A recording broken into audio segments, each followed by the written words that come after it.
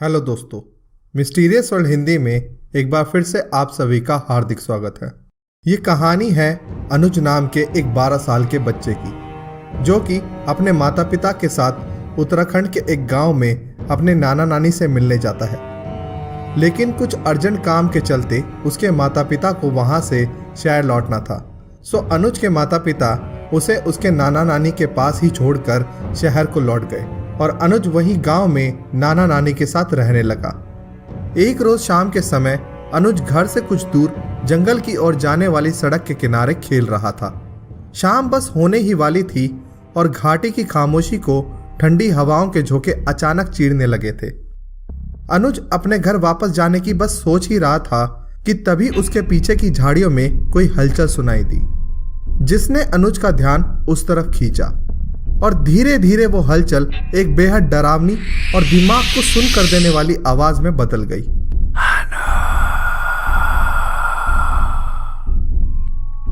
फिर अनुज को झाड़ियों की ओर से सफेद लिबास में उसकी ओर बढ़ती हुई एक औरत दिखाई देती है, जिसकी कोई शक्ल नहीं थी। बार बार कोशिश करने के बाद भी अनुज उसकी शक्ल नहीं देख पा रहा था, लेकिन उसके चेहरे पर एक डरावनी मुस्कान और उसके मुंह से आती वो डरावनी आवाज ने मानो अनुज के कदमों को वहीं जमा दिया था। वो डर के मारे कांप रहा था, लेकिन वहां से हिल पाने की हिम्मत उसमें बिल्कुल नहीं थी।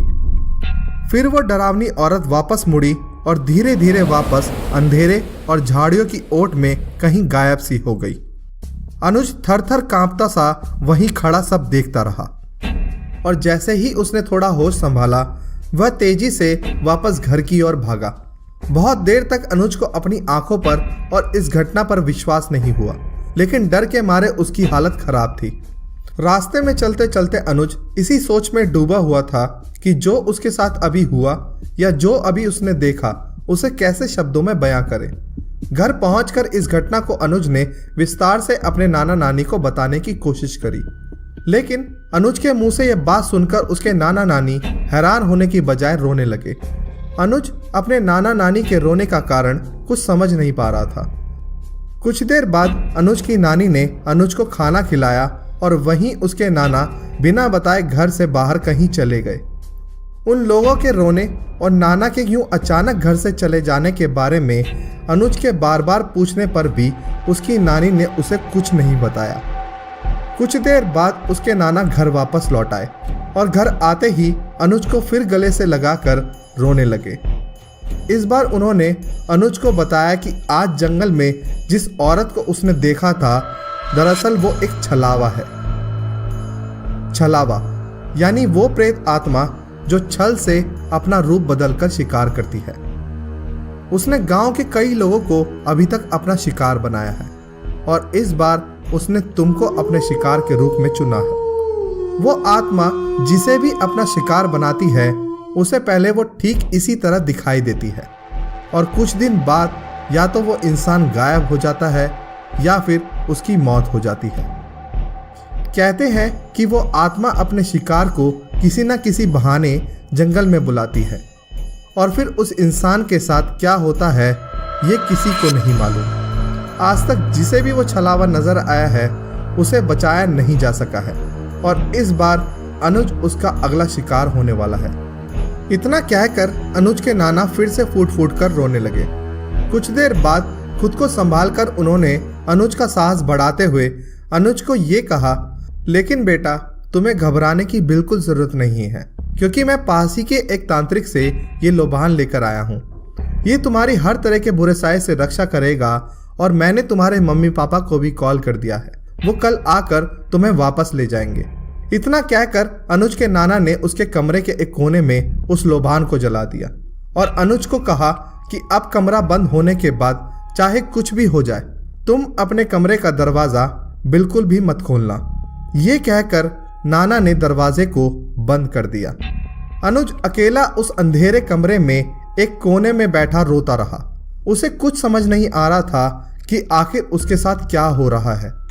एक तरफ वो नाना नानी के रिएक्शन को देखकर घबराया हुआ था और दूसरी ओर उसके दिमाग से वो नज़ारा निकलने का नाम ही नहीं ले रहा था। उसके कानों में अब भी वो डरावनी आवाजें कौंध रही थी। अनुज एक कमरे में बैठा अकेला रो रहा था और सुबह होने का इंतजार कर रहा था। लगभग 2 घंटे बाद अनुज को दरवाजा खटखटाने की आवाज सुनाई दी। दरवाजे के पीछे उसे एक आवाज आई, अनुज, बेटा अनुज, अब तुम बाहर आ सकते हो। खतरा अब टल चुका है, तुम बाहर आ जाओ बेटा।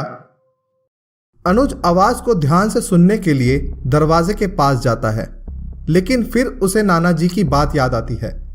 नाना ने कहा था कि चाहे कुछ भी हो जाए, ये दरवाजा बिल्कुल भी मत खोलना।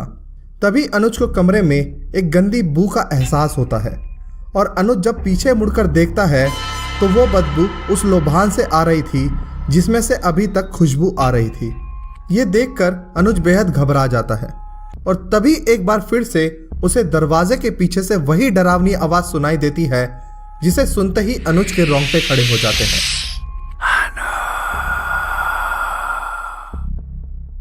वो डर से कांप उठता है और इसी डर से वो बेहोश होकर वहीं गिर पड़ा।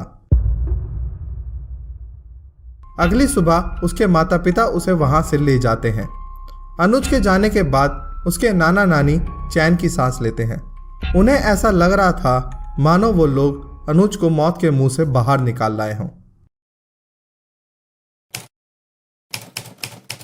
अनुज के साथ घटित उस घटना को अब लगभग 1 साल बीत चुका था। अब अनुज कुछ हद तक उस सदमे से उबरने लगा था। उस घटना के बाद अनुज फिर कभी लौटकर अपने नाना नानी के घर नहीं आया। हालांकि अनुज का अपने नाना नानी के साथ काफी जुड़ाव था, लेकिन उसके परिवार को अब भी यह लगता था कि अनुज के ऊपर से वो खतरा अभी टला नहीं है। इसलिए उसके पिता समय समय पर गांव जाकर उस तांत्रिक से वो लोभान लाते रहे जो उस रात अनुज के नाना लाए थे, और हर शाम उस लोभान को उनके घर में जलाया जाता था। एक सुबह अनुज के घर उसकी नानी का कॉल आया।